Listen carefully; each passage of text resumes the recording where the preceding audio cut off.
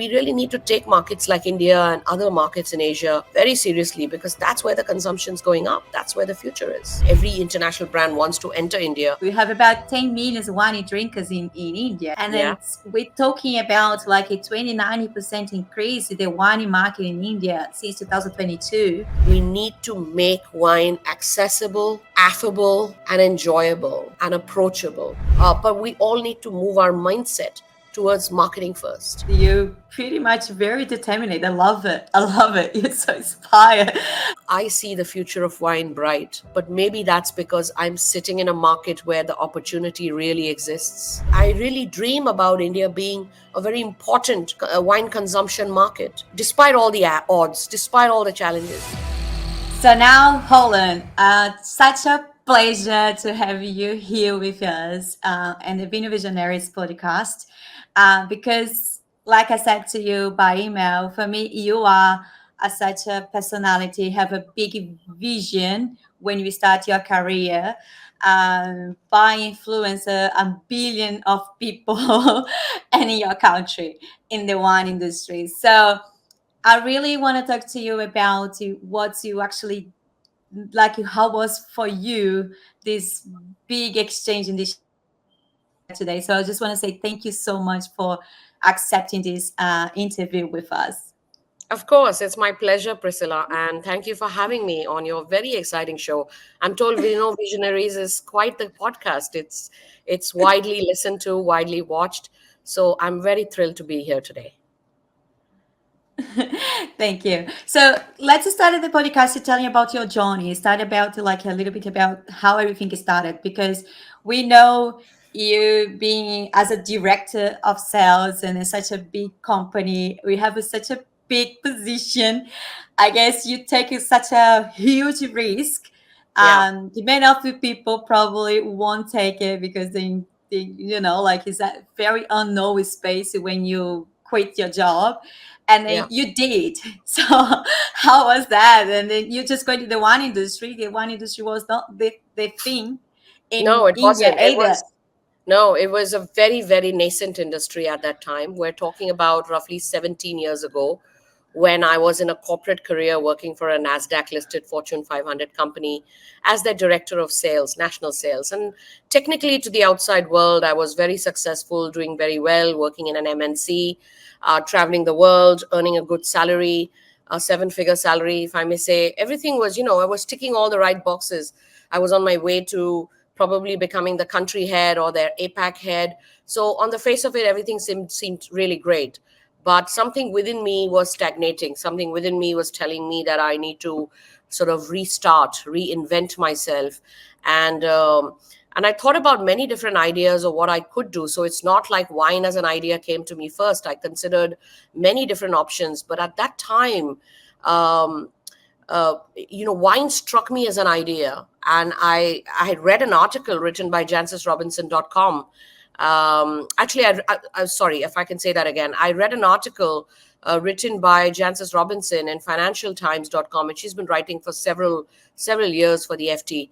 And I read the article, and I kind of figured that, look, there are wine experts around the world who have professional and very successful careers internationally.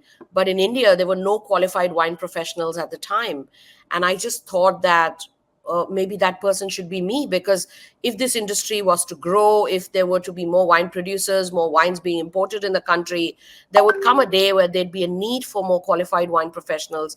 And when that were to happen, there'd be a need for qualified wine professionals. And I thought maybe that person could be me, somebody who's able to communicate, advocate, educate, advise about wines. So I took a leap of faith, and thank you for that wonderful sort of introduction of me in terms of, what a bold move, what a big risk, all of which it seems now when I look back. But the truth is, when I did it, I just did it with a leap of faith. I didn't think too hard.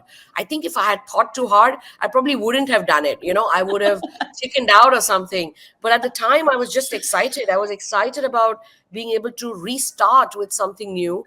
It allowed me the opportunity to sort of go back to studying something completely new, because I had no knowledge of wines. I had zero knowledge. I didn't come from a family of wines. My father was an occasional whiskey drinker. My mother, even to date, is a teetotaler. She doesn't drink. And wine is so new to our culture in India. So at the time when I made that decision, it was, yes, now I know when I look back, it was like, wow, what was I thinking? But back then I really wasn't thinking. I was just strategically looking at it visionary wise, just being a visionary and thinking wine's going to be big in India one day, and I want to be there driving in the front seat. And I just took that leap of faith. I didn't think too hard. Yeah, so that's probably why you just did it, because you needed to travel so much and you got pregnant, you have your baby as well. Was so many challenges on the way between you finish your studies of diploma and study master of wines and everything, so you need to study outside of India, so Yeah. you had lots of things going on and the whole time in Yes. the whole process. Yes, so I was already married. I was trying to have a baby at the time. And when I reinvented my career, it was 2007. My daughter was born in 2009. And like I said earlier, I knew nothing about wines. I had to start right from the introductory level course at the WSET, which is the level one. But I very quickly did it all, in the sense that when I embarked on my wine studies, I did my level one and two within a year. Within a few months, I embarked on my level three immediately after. And between 2007 and 2008, I had finished my level one, two, and three. So within a year, I had done all the three courses. Then I immediately signed up for my diploma. And I finished my diploma in 2 years between 2008 and 2010. And in 2010, I applied to the Institute of Masters of Wine for the Master of Wine qualification. So I wasn't waiting. I chose not to take my foot off the pedal. And one of the earliest decisions I made, Priscilla, was to get credibility. I wanted to fall back on solid credentials, solid education, knowledge of wines, because I didn't want to be one of those self-proclaimed experts who sort of calls themselves an expert simply because they've drank a few good wines, drank some expensive wines, maybe read a couple of books on wines. So I really wanted to build a solid career, one that nobody could challenge. And when I through my research found that the Master of Wine title is the top accolade in the world of wines, and there wasn't one in India at the time, I thought, okay, well, that inspired me. I thought, well, why can't I be India's first Master of Wine? And that sort of led me and that towards that goalpost. And I kind of tried to remain inspired, but more importantly, I tried to not slow down in my journey towards reaching that goalpost. I sort of kept at it, and a lot of opportunities came along the way. Work opportunities came, but also life was running in parallel. Like I said, my daughter was born in 2009, and when I became a Master of Wine, she was 7 years old. So she's kind of lived that journey with me, and life often happens parallelly, right? There's a personal life, there's a career that you have to start pursuing, because I had to start educating and doing events, and start pursuing some of the early initiatives in wine, because I needed an income, and I had to continue with my studies. So all the three things were happening parallelly, in those years. But the total journey from starting in wine to becoming a Master of Wine was a 10-year long journey. So in hindsight, now I think about it, I studied wines for 10 full years, from zero to hero.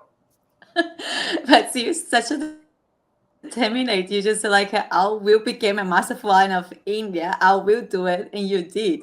So I love that determination that drove you that to become what you are. Is that your story is such an inspiring story, because it's Thank almost you. like when it seems like you had that goal and with the India in mind. So you pretty much before you study your wine career, you know pretty much where you want to go. Because I think most of us in the wine industry, sometimes we study once, but we don't know what's the type of like of the work we want to.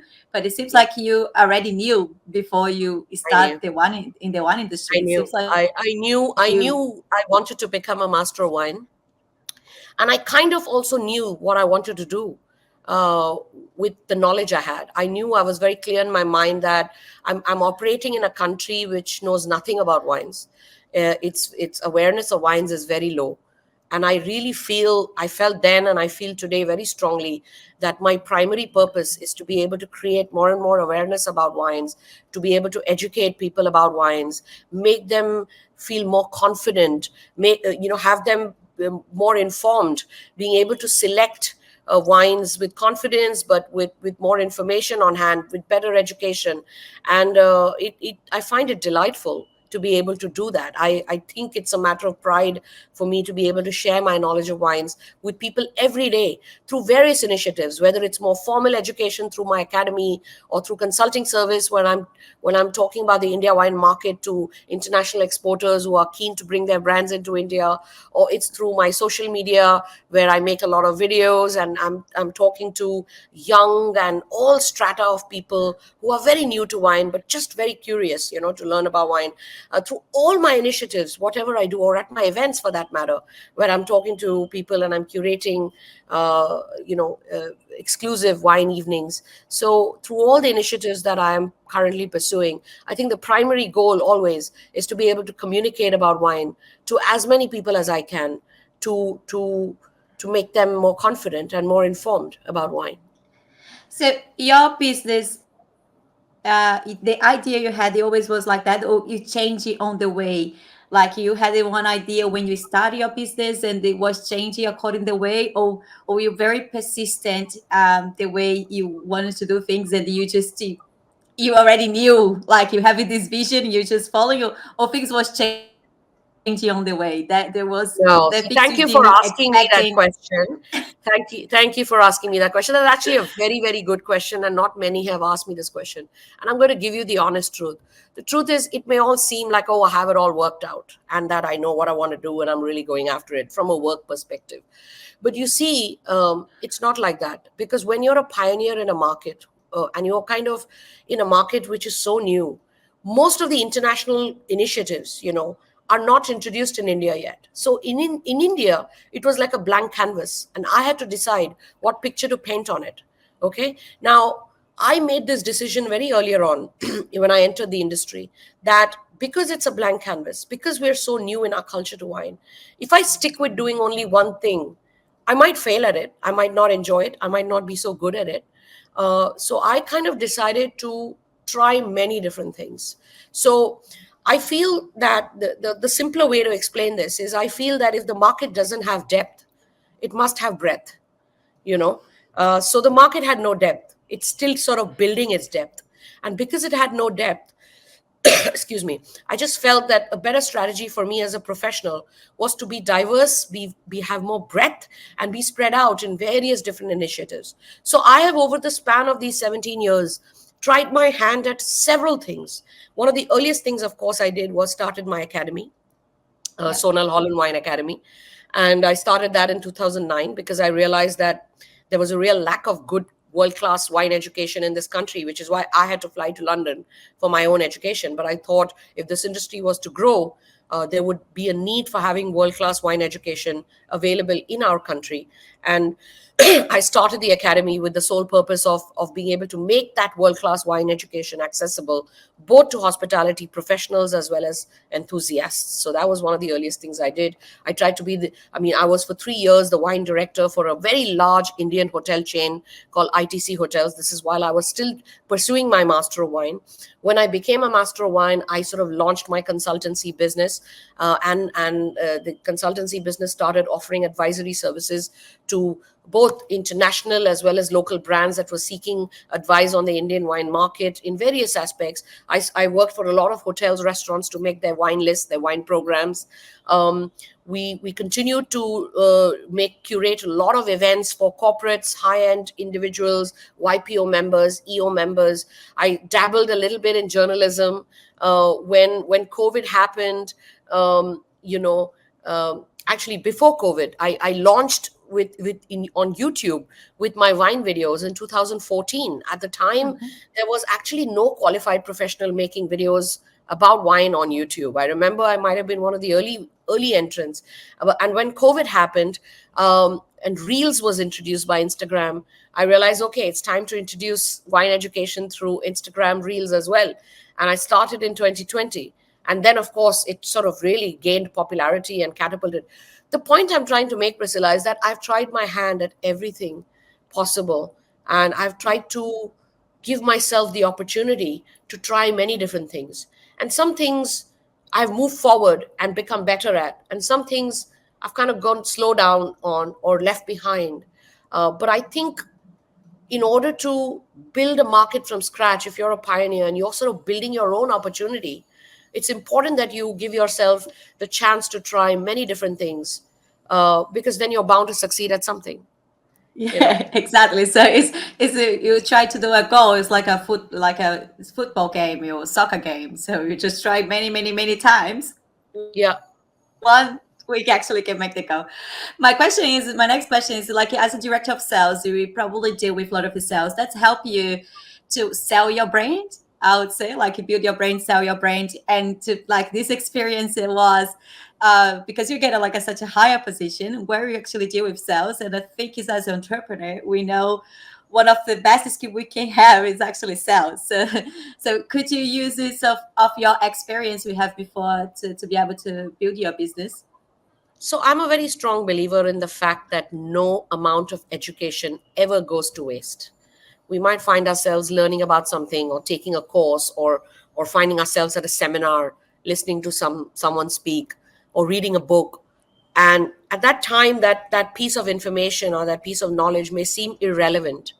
But I've often found that something you've read, something that has inspired you, something that has stayed with you, something that has taught you something new, can always come back to you at a later moment in some other form, in some other situation where you can use that knowledge. It could be using that knowledge suddenly to make conversation in a social setting, or it could be in an interview to get a job or an opportunity, or it could be to move forward in your career in some way. It could come back to you. So no amount of information or education ever goes to waste. So prior to getting into wine, I have actually done my hotel management, and I've had a little bit of experience working in the hospitality sector. And that was wonderful because I learned a lot about the hotel, Horeca, hospitality business, a lot about the art of etiquette and service and customer service, and all of those things. And I then later also went on to do my MBA in marketing. So actually, before getting into wine, I've completed my MBA in marketing. And I think that is also a lot where I learned about marketing, how to market both yourself as well as your services and your products. And I've always naturally been inclined towards marketing things better. Also, as the director of national sales, sales excited me. I'm of the belief that I'm I'm a good salesperson. I think I understand how to convey benefits of a product or a service to people. So it's something that comes to me naturally. I don't believe in a hard sell, but I think all of the cumulative experience and all of the cumulative knowledge that I have had the opportunity to gain through my journeys thus far has sort of always helped me in various situations. I'm very grateful for that. So I don't know if Yeah. that makes me build my personal brand or anything like that. I kind of don't think of it like that, uh, but yeah, I take I again, I go back to the point. I don't believe in being complacent. Just because I'm a master of wine, I must never assume that work will come to me. I believe in creating my own opportunities, because the truth, Priscilla, is that if I were to just sit back and expect work opportunities to come my way, the truth is they would not. No. There's no magic. If I were to just sit back and relax and not make any effort and not launch new things or new ideas and work hard, no work would come my way. I'd be jobless. I'd be unemployed. I'd be incomeless, despite being a master of wine. And this is the truth.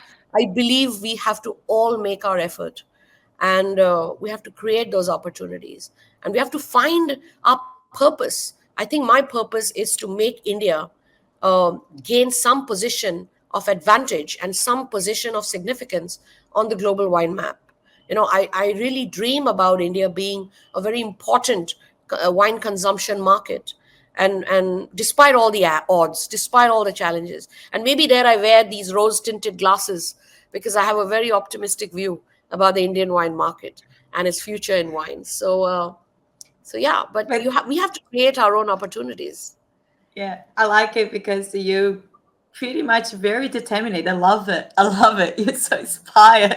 I love it, like how and then how you building your knowledge, because you did just see it was not only about wine. You studied marketing, you be involved in sales, you be involved in so many things, the hospitality. So you understand the wine, but you just not stay only there. So you try to go Yeah. around and building different skills to bring where you Yes. are. So it is a amazing, like the your story, to be able to tell like it's a complementary, like your skills to getting there. But Thank for me, one of the things is really getting my attention is social medias. You probably have like half a millions of people following you these days, and then different channels. You know, we're probably one of the biggest well known in the LinkedIn, or and then your Instagram is amazing. You have so thank many you. views from, and it probably different parts, not only India. I would say probably like everyone we talking about the India market, you pretty much the reference for us in the wine industry at least, and probably for a lot of wine consumers as well. And then you became one of by the Shakti People TV. You get in 2015 one of the woman they actually innovated the wine in digital world. So you get that recognition by really innovating to like the whole way we communicate wine. And you just told me about the videos, because you noticed you need to change for videos, and you did straight away. So tell me about this is innovation think come across it, because you're a content creator. You help people with build the brands and tell the stories. So do you want to tell me a little bit like your experience, what you actually can share with us by doing that by yourself, like you really get Sure. attention, and we wanted to learn from you. So Sure. Thank you. Thank you for saying all these kind words. And I wish I could give you a superlative, intelligent, strategic answer to your question. But the honest truth is that when COVID happened, work came to a standstill and there was literally nothing better to do. And I was restless. I'm always restless. I'm always thinking, what next? What next? So I was just sitting there thinking, what else can I do with my time? And Instagram launched its reels. And one other thing that was happening parallelly for me is I was also trying to find what can I do to move the industry forward in India? What kind of new contribution could I make over and above whatever I was doing by way of different businesses? And I'll tell you, Priscilla, that as a master of wine, uh, and not just as a master of wine, anyone who's qualified in wines up at fairly senior or advanced levels generally likes to think that they should not be talking about wine at the elementary level. They should not talk about foundation. They should not talk about wine basics. They should be talking only very intelligent, intellectual, academic stuff, um, because that's their way of demonstrating their knowledge. And I with all due respect to every single person who I've learned from, I just find that sometimes the wine trade is often just communicating with each other.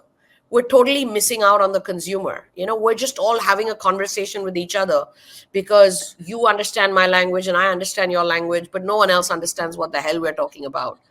And so I really just felt that if I was to succeed in the Indian market, if I start flying at 30,000 feet above sea level with my knowledge, I'm just going to go right over everyone's heads and no one's going to make any sense of what I'm trying to tell them or, anything. And it takes I think a lot of self assurance and self security, to be able to say that, look, I'm confident of my knowledge. I know what I know because I've got the title, I've proved myself, but I'm now going to reposition myself to what my market needs, to what my people need. And when I look at the Indian wine market, the consumers are so new to wine that they don't want very advanced level of knowledge. And they were looking for answers that were very basic. as basic as how to open a bottle of sparkling wine. What does the word brut on a bottle of champagne mean? You know, basic etiquettes about drinking and how to host parties or how to behave at wine evenings. And by the way, all these topics that I'm mentioning to you, they have all got us over 5 million views. Yeah, 6 million views, 8 million views. So I quickly realized that this is where the market is. They need to understand. And so when I started making this content, it was aimed at only the Indians. My initial thought process was, okay, I'm going to make videos for Indians to understand. My intent was not to inspire the world or to try and be some game changer. I didn't have any big plan in my head. I wasn't expecting any recognition or any awards or any of that. I was just trying to educate and make myself of some use and some relevance to the people of my market. And then we quickly realized that these videos were getting traction not just in India, but a lot of people from international markets also started following us. And they were appreciating, and we started getting some words of, in our comments, people were showing praise and saying complimentary things, and it was all lovely. I was very humbled, very grateful. And then, of course, as reels as a medium evolved, we started seeing many others also now then trying to create similar content. So I think then, it kind of became it sort of became a trend across the industry. And today I'm proud to say that we are among the most followed wine accounts in the world. Uh, we have over 500,000 followers. So across Instagram, Facebook, LinkedIn, we are almost 650,000 followers. Wow. So that's great. We're very happy with that. Our consumers like to engage with us. They keep asking us questions.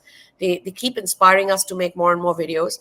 And in the last 3 years since COVID, since 2020 to date, we have produced over 800 videos. So, Wow. yeah, over 800 videos. That's a huge bank of content we've created. And the fun part was that sometime around last year, I thought, okay, why just English? If I want to reach out to every Indian, why not start making videos in regional languages? So the national language of India is Hindi. And we started launching videos in Hindi. And those got great traction. We got great amount of compliments for those. Then my mother tongue is Marathi, which is like a more regional language. And I thought, let me make some videos in Marathi because it's my local language. It's my mother tongue. I've grown up speaking that at home.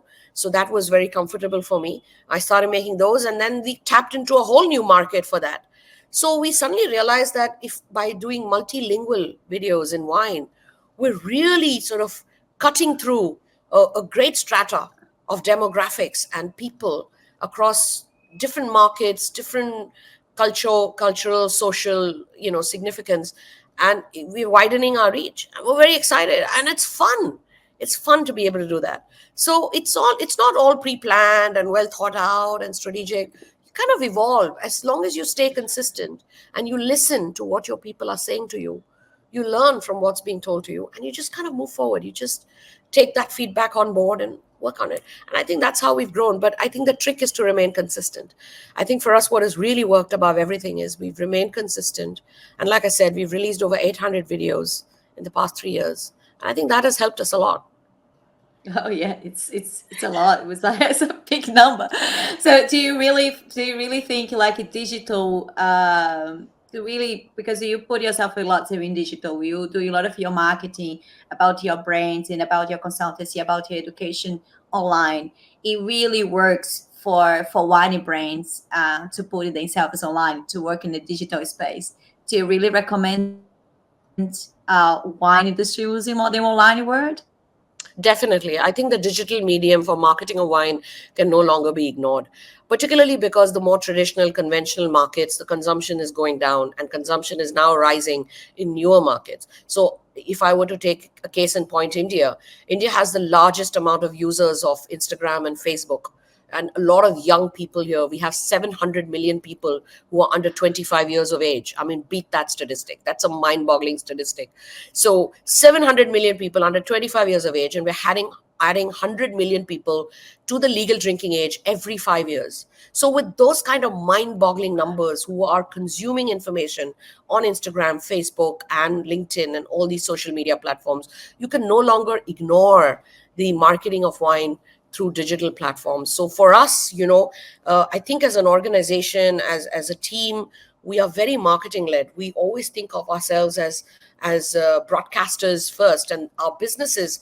I've personally benefited from all this digital marketing that I have done. A lot of work opportunities have come our way, and I'm very grateful for all of it.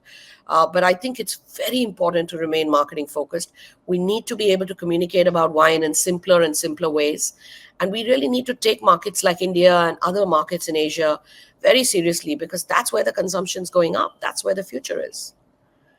And then talk about India, like you talk about, let's actually concentrate a little bit this podcast in actually in the India market, because you the biggest KOL, like the key opinion leader in India, and I think it's your opinions is really matters for all of us globally. So India has been like you knew 17 years ago. India is going to be like in the wine industry. The wine industry is gonna come to India in some stage. So it's crazy, but it's actually happening. I saw some numbers just before interview you, just to make sure I have these numbers in my mind. But it's true. You have about 10 million wine drinkers in India, yeah. And Yeah. then we're talking about like a 29% increase in the wine market in India since 2022. That It's growing tell at me, 15% annually. Yes. so tell about these numbers, this increase, this consumption, and then I read some things as well. Talk about even women in India, they feel more comfortable to drink wine with the family around, because the beneficial they actually wanted to bring, or even the status of the healthy and the other things the wines can bring. So you wanted to end the wedding. So when they wanted the wedding, they were actually more towards to buy premium wines for the weddings in India, because I know weddings is such a big celebration in India. We know, so maybe no, I don't know if everyone know about that culture. Maybe you can take us a little bit on this journey about India culture and how the wine influence with the culture and how they can be influencer and the lifestyle. Yeah. So wine is increasingly getting very, very popular in India. It is now a mainstream drink. When I used to walk into someone's home 10 years ago, I could never be sure I'll be served wine, because there'll always be some whiskey or gin or vodka. But I was not necessarily always offered wine. But today, wine is firmly a mainstream drink, and it is poured across a number of social occasions, including casual dining, corporate dining, house parties, weddings, all sorts of restaurants, across various cultural contexts. So wine is very, very mainstream. Wine is also the new media symbol of sophistication, success, elegant living. So a lot of people who in India are rising in their disposable incomes in India are rising. I don't know whether you caught this article now, but in Asia, India has the maximum number of billionaires in Asia. We've overtaken China in terms of the number of billionaires in India. So India, growth, there's a growth in rise in disposable incomes, and people are now moving upwards towards better homes, better cars, better clothes, better travel, and therefore better drinks. So there is an upward trend in the spending power of Indians. There is a lot of Western confluence happening, because Indians are very well traveled people. We love to travel all around the world. So when we travel overseas, we get exposed to wines from that country, and then we come back and then we want to continue trying some of those wines. So and there's a lot of urbanization. More and more people are moving from the rural pockets of India into urban centers, which are far more developed and where the wine culture is much more predominant. So all of these factors put together are actually propelling the popularity of wine in India. That's the first thing I wanted to say. The wedding industry is a massive industry. It's a multi-billion-dollar industry.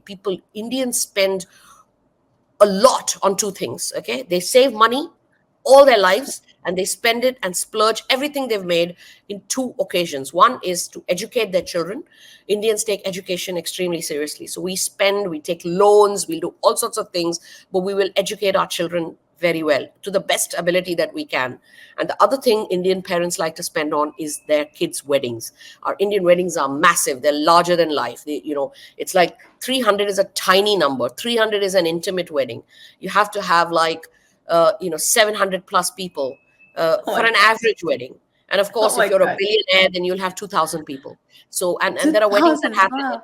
in cricket stadiums. Okay, so wedding is very serious business, and there are some very premium wines that get poured at these weddings. So that's another very big trend. And I want to also touch upon the women in India. See, women is half of India. India has 1.4 billion people, and half of that is women. So we have about 700 to 700 million women in India. It's pretty mind boggling as a number, because if you think of it, if you compare it with 7 billion people who live and walk on this earth, and if 700 million women are Indian women, then 1 out of 10 people walking this earth is an Indian woman. Think of it that Wow. way. If you think Wow. of it statistically, that so it's not a demographic to be taken lightly. And so what is happening is that the Indian women are embracing wine, because wine is culturally uh, has a softer image, and research has proven that women face less cultural criticism when they are seen drinking a glass of wine rather than whiskey or any other hard spirit in society. A lot of India still lives in joint families. So a lot of couples still live with their parents, in a joint family system. And this is even in urban cities. This is even in very rich families. So sometimes there can be a culture where the women may or may not be allowed to drink openly. So in the past, women have always hidden their drinks and drank. Like, you take a little bit of vodka and put Coca-Cola in it, or Sprite in it, or lemonade in it, and you drink it. So you hide your drinks. But with wine, women are not having to do that anymore. Women are allowed to hold a glass of wine, swirl a glass of wine, take some sips. It's a good thing. Men are also encouraging their wives by saying, "Come, join me. Let's have a bottle of wine tonight, and let's share a bottle of wine between us, and let's talk about it." So, in many ways, wine is kind of bringing together, the husband and wife. Because earlier, the man would drink, and he would drink with other men, and the women would be separate in another room with other women. So it's kind of, wine is also bringing families together, and it's considered more a social drink. It has a very soft image, a very elegant image.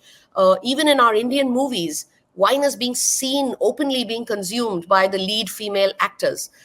Traditionally, an Indian female actor in an Indian movie would never be seen drinking alcohol, because it was almost considered as though, she's doing something wrong, socially unacceptable. But with wine, there's an exception there. So these are all very, very positive trends towards wine. And that's one of the biggest reasons why the fact that women are driving consumption of wine in India, among men too. I mean, I'm not trying to say that only women are drinking, but the fact that women are preferring wine over other alcoholic beverages is definitely working to the advantage of wine. And for that reason and more, I feel that wine has a very bright future in India. I'm very excited by that. I'm so proud to be a woman myself who's driving that. Yeah. It's amazing. No, but it's amazing. Like the feeling, like the feeling you feel more comfortable, pretty much, to be seen with a glass of wine. And this is a very positive for the wine industry, I think because so. we have so many competition, and that's one of the reasons the declining on sales is because the competition. But if we actually make it that I made in India, okay, wine is like a more about a to be able to be drinking, socialize with people, then probably they're gonna consume it more and more and more. So it's amazing to see that future is happening there. So what do you think is gonna be really like the next steps for India to grow? Because we know have some challenges at the moment with prices and things like that with the import market. Yeah. But you probably started to see things changing, and you just wanted to know like what the things is changing already, and what do you believe it's gonna be the future or the strategies for to be able to grow this market even further. Yeah. No. So far, everything I've said about the Indian market has been a nice rosy picture, right? Because it's like all positive, which all of which is true, by the way. But also India at the same time is a very complex market. It's highly regulated for alcohol. It can be very challenging. It can be very daunting. It can be very intimidating, especially for those who are uninitiated, who are new to the market, who don't understand much about the market. So it can be quite intimidating in that sense. And we have a lot of our taxes on wine and other alcohols imported are very high. Our imported wine tax is 150%, and then we also have state level taxes because alcohol is a state level subject in India. So every state has its own set of regulations and rules and laws that govern the manufacture, sale, distribution, marketing of wine. And so sometimes transport of wine or marketing or logistics of wine from one state to the other can be a real challenge. And so for a lot of wine producers or wine importers, it's hard to market wine as a India as a whole, because they have to register labels in different states.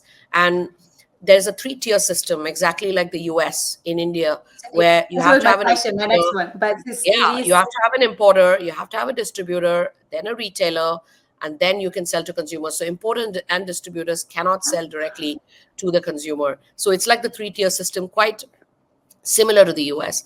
There's also a ban on advertising of alcohol, so you have to be really discreet about it. You can't. A lot of very large spirit companies, they indulge in surrogate advertising. I don't know if you're familiar with what surrogate advertising is, but it's like you can't openly promote alcohol brands, through advertisements. So all of these challenges exist, and they're all real. And so every whilst there's a lot of interest in the Indian market and every international brand wants to enter India, I truly believe that it's important to work with consultants and people who understand the market, who can help you navigate this. And I think that's the kind of work that excites us. We've been doing a lot of that over the past 2 years, because in the past 17 years, I've never seen so much interest in the Indian market as I am seeing today.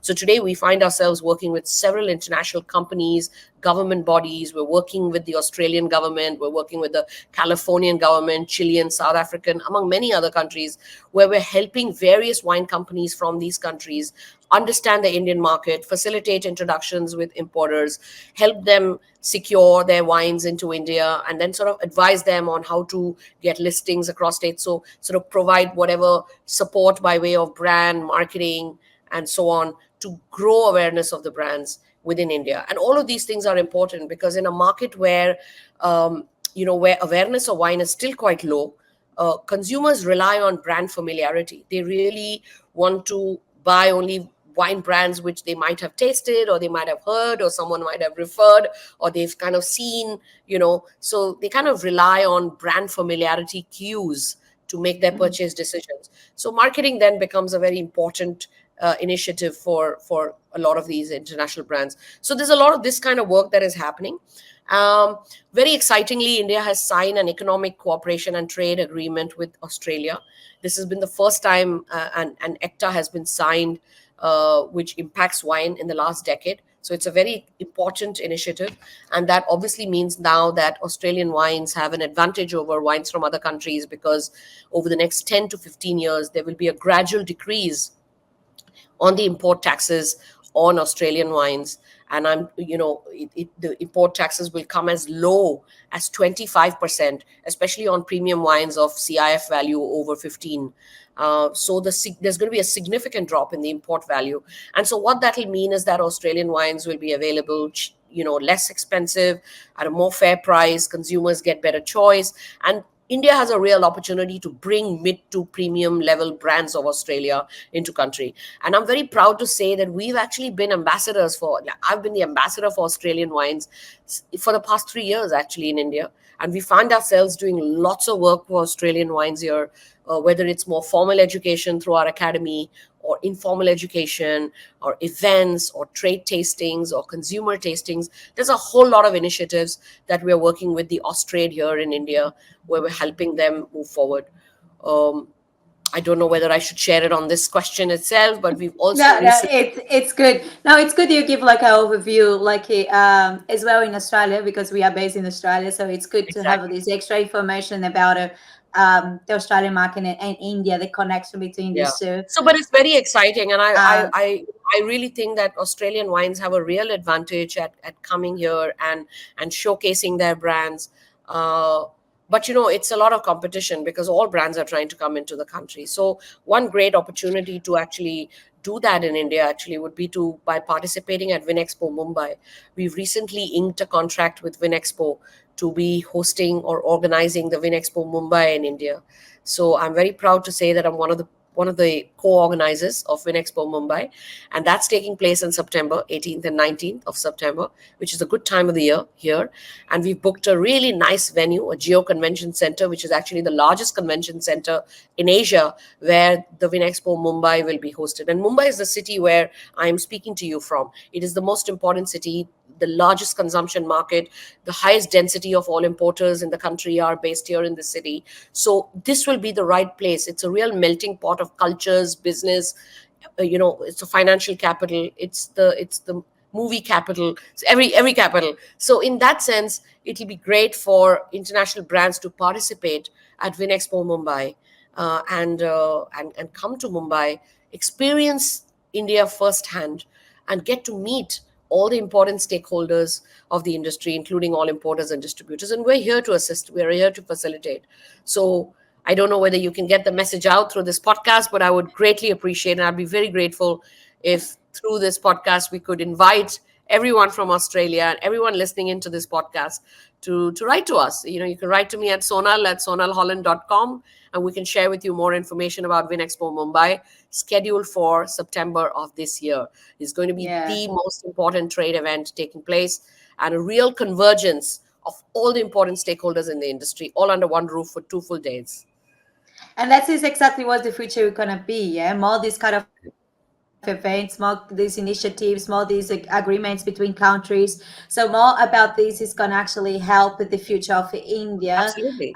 in the wine industry. So it won't be only, like I think it's we need to play a little bit the government as well, and in the big initiatives, big networking, B2B like this wine fair, and that's how we're building that Correct. actually things happen in India. So now I think it's Correct. great. It's great to actually be able to talk There's a about real this again, new buzz. There's a real opportunities. buzz, about wine and its culture.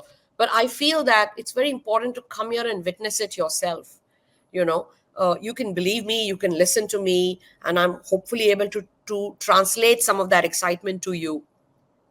But nothing replaces the joy of being there firsthand and feeling the vibe yourself, because it's important to understand the India market and sort of plan a strategy, that way. But anyway, we're here to help, is what I wanted to say. Yeah. No, it's amazing. Thank you. My last question is like, if for actually two questions, I wanted to give like I would like you to give advice. Advice for people is like wine professionals, and you wanted to follow your career as become a master of wine, or became like like I have a vision even before they go that far in the wine industry. So, what's the advice you give for those people? Because, like you said, you need to learn so many things on the way. So, you're learning marketing, you're learning sales, you're learning so many things to be able to build yourself up and to be where you are today and inspire so many of us in the wine industry. So, what is the biggest advice you wanted to give to us? And the wine industry, wine professionals, and the other one is my second question. I wanted to talk to you as well. What's the biggest opportunity in the wine industry for the next 10 years? So what's us in the wine industry, you needed to open our eyes, the things is actually happening, because it's something you need to change, because the sales is declining, we have so many problems, we have so many people say different things, and but we wanted to know like this Sono vision. So what Sono have to say to us, what they believe, what do you believe it's going to be the future, and how we're going to deal with the problems we are facing today. Thank you. So, my advice to wine professionals is that you should continue to invest in yourself, because investing in yourself is going to pay the highest rate of interest. And when I say that, therefore, you must invest in upgrading your knowledge, in enhancing your experiences, in improving your presentation, the way you present yourself at various situations. Invest in all of that, because that is ultimately what will bring you the returns. That is what will allow you to place yourself uniquely in what you do, and and you know um, reap the dividends or reap the benefits of it all. The other important advice I want to give people is that um, once you've achieved a certain qualification or a title or a certain level of seniority in terms of qualification mainly, that is not success. Success, the work actually starts after that. Success is a responsibility. So it's about the contribution that you make with the knowledge you have. I think a lot of people feel once they have a lot of great knowledge, they think that's it. Now the world should know I'm a superstar. But real work actually starts after that. And success is it's actually a responsibility, and you should think of ways that you can contribute effectively to further the cause of the industry, you know, and how can you make life better for the industry, its important stakeholders? How can you further the trade? How can you bring more consumers to wine? How can whatever is your, whatever whatever excites you, but wherever you wish to contribute, that real work starts after you've gained your qualifications, and once you've gained a certain level of understanding. And the third thing I would say is, please act on your ideas very quickly. A lot of us get a million ideas a day, but the idea never belongs to the one who's got it first. It belongs to the one who executes it first. So I have often not acted upon some of my own ideas, and I've often kicked myself a few months later when I've seen someone else act upon it, and I've missed the opportunity because I delayed it. And I'm sure these experiences happen to all of us. So that just means that we should act upon our ideas and execute them, and execute as many ideas as you can. Some will work, some won't work, some will fall by the wayside. Don't worry about it. If you execute on 10 ideas, if 5 work, 5 don't work, you still move forward. You've still done 5 extra things than you had last year. So have those goals, and have those, act on those ideas very quickly. So speed is important. I think those were the 3 things that I would say. Of course I could go on and on, but qualifications is very important. Have credibility, invest in yourself. But I think that kind of ties into the invest in yourself and invest in your knowledge bit. So that's my three pearls of wisdom for professionals. In terms of future of India, future of wine. The wine, yeah. uh, See, I said this before. I wear rose tinted glasses. I see the future of wine bright. But maybe that's because I'm sitting in a market where the opportunity really exists. I truly feel humbled. I thank the Lord every day that I truly believe I'm in the right place, right time, doing the right thing. I would not choose to be in any other market right now. People see the odds of India, that India has no culture of wine, it's a spirited drinking country, the taxes are so high, the there's so many odds going against India. But I only see the opportunities, and I'd rather be here than any other place in India. So I'd rather be here than any other place in the world. So, in that sense, I truly believe that the future of wine lies in newer markets where there is a wider base of younger consumers who need to be made more comfortable with wine. And I'm definitely not going to be the first one saying this. Many people have said this before me, but we Yes. definitely need to find a way to communicate about wine in a less intimidating and a more approachable way. We need to make wine accessible, affable, and enjoyable and approachable. So we and this is through all our initiatives.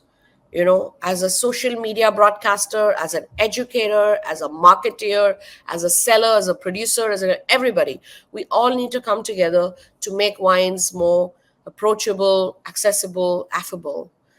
Three A's is what I would say. And we need to believe. We need to believe. I know it sounds very philosophical to say that, but it's very important to persevere. It's important to have that belief and have the grit. I've been through many circumstances where, what were the odds? There were times when people said to me, well, what are the odds you're ever going to become a master of wine? At the time when I was studying for the master of wine, even Italy didn't have a master of wine. I don't even remember if Australia had one at the time. China didn't have one. And there were so many wine producing countries and wine consuming countries way, way ahead of India that didn't have a master of wine. And I was on this path all by myself trying to figure this out. But I truly believe it happened because I kept the grit. I just was tenacious, had the perseverance, and had tremendous self belief that I would get there. I needed to get there, and that I gave myself no choice. So it may be a slightly philosophical answer, but we should not give up. We should not give up on believing in wine, and we should keep it going, and try everything. Like I said, try 10 different things. Something will work. Yeah. But we need to be innovative. We need to innovate more in areas of how we can access and enjoy wine. I think that's where we need to focus on consumption. We need to be consumption first. We need to be marketing first. We need to be a marketing first company. If there's one thing I could genuinely say to every wine producer is you need to be marketing first. I'm not saying this is at the cost of compromising on your production quality. Of course, quality of wines has to be great and all of that. But all countries, and Australia for sure, has established itself as a fantastic wine producing country, which makes terrific quality of wines and has a over 200-year legacy now in winemaking. So that is in place. But we all need to move our mindset towards marketing first. If you all think marketing led, and market ourselves better and innovate in how we present wine to our consumers, not just in our local markets, but internationally, then we will succeed. And then we just have to sit and believe that we will succeed.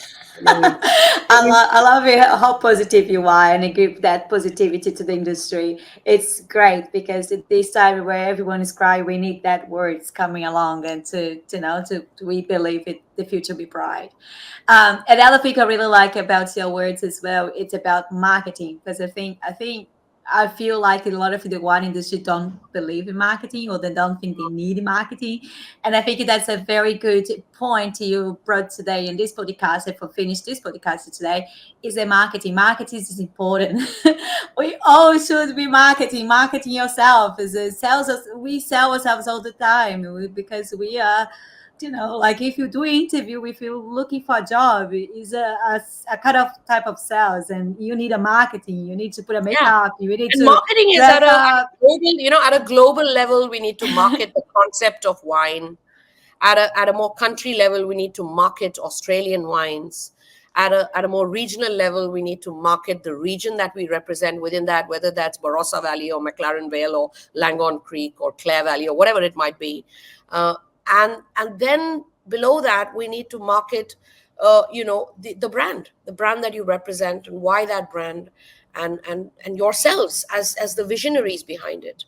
The Vino visionaries. So Being a visionaries. yeah, Yeah. I even That, I even wore these V earrings to celebrate Vino visionaries today. there you go. I love it. Thank you so much, Sana. You're amazing. Love you, like how you express your knowledge and how you build your business. We are very proud to have you in this Thank you so show. much.